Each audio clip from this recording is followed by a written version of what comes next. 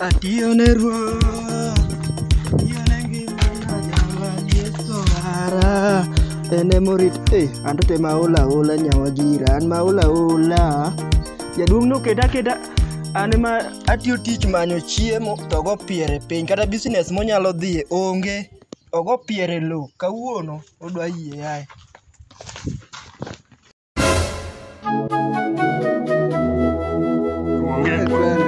Bwana watu ongea, ingeni chieng moro ni kukinyumo kata nyara. I don't want peace. I want problems always. Nataka muniombe. I'm going through a lot of problems. Akujui. Na ni mimi nilijiletea. Akujui, wewe twende. Huyu ndio bibi yangu wewe. Muite basi kuja. Muite. Nyawagire. Sublenya.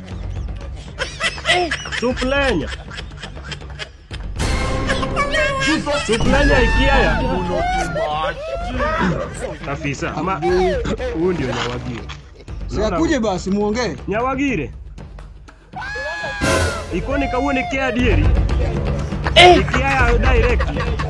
Afisa. Unasemaje? Wewe aka. Yaani mimi kaka mmonige nyalo lokore nwa. Tetwa piny. Nyawagire ikoni kia koro.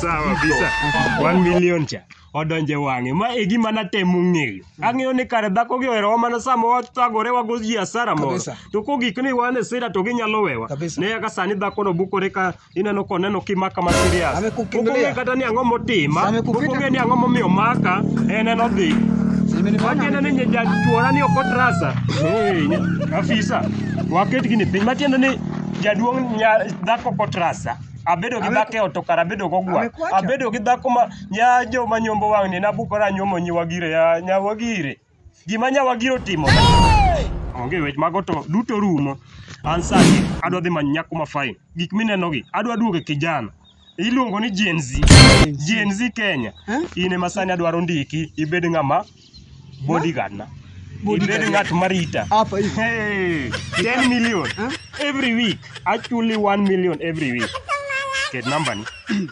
ane ma Nyawagire nyalo 0740113031 0740113031 okay fanya haraka ambe na somo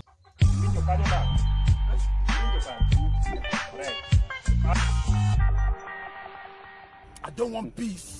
Odi I want problems. Odi Manga ngaro mona ni Nyawagire ang'eni in okakia sune dot kaka wacho no sune dot kuongi duoka ya kanisa ing'eni sani anyalo gocho ni afuande dakika ni mamaki sune dot iwuog na yo Nyawagire awacho ni wuog e dot ni okinyi sani yaka ing'eni joma mon gi kia awacho ni wuogi luyo iwuog oko ka onge kuma dhi amidhi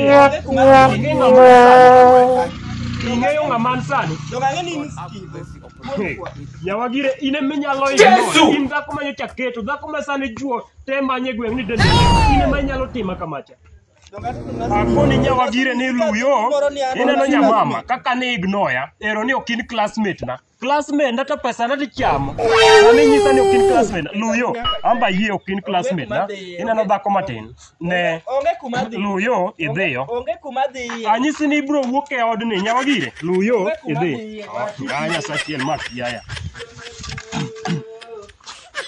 alo afuande biane matin kapok atimo gimiluongo ni in kadi goti ni afuande manade to onge awacho ni ne mama ni chok sande go iket piny kaw gigi duog ot ka mama no kaw gigo iduog ot ka onge kuma dhi ibro dhi onge kuma dhi kata oko ne to in mindare ode awacho ni wuog oko kata to in onge kuma dhi afuande onge kuma dhi in mabor onge kuma dhi awacho ni wuog oko adhi kan Nyawagire wuog oko ateno gikora adhi kan afuande magolane dhako ni kaw dhako ni nanyisi ni kaw dhako ni okianga masani ya Kiswahili kaw dhako ni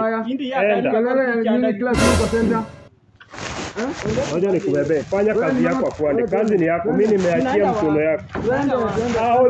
Apidho ragi gimiluongo ni Nyawagire, kala apidho dhako machora takia. Yani wang ni joma nyombo kia bukora nyombo dhako ni Nyawagire, dhako manyocha kitu dende fai. Iluongo ni Suplenya Nyawagire. manyoka nyocha Raila Odinga osekawa kaka dhi bedo wuod Remo Baragana dhako kete e stress masani ok ayue. Nyawagira wacho ni kik ibruok kama antie. Sawa,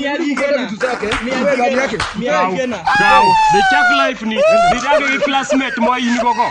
Ok anyal bedo ne weng'iya ne dhiyo dhi bed gi classmate ni go an agonyi thuolo. An sani asemiyo kadwa weche mang'eny. Aweni dhiyo aol goya. Abukora nyomora gi mon moko ni wagire to dhako keta gi stress moka.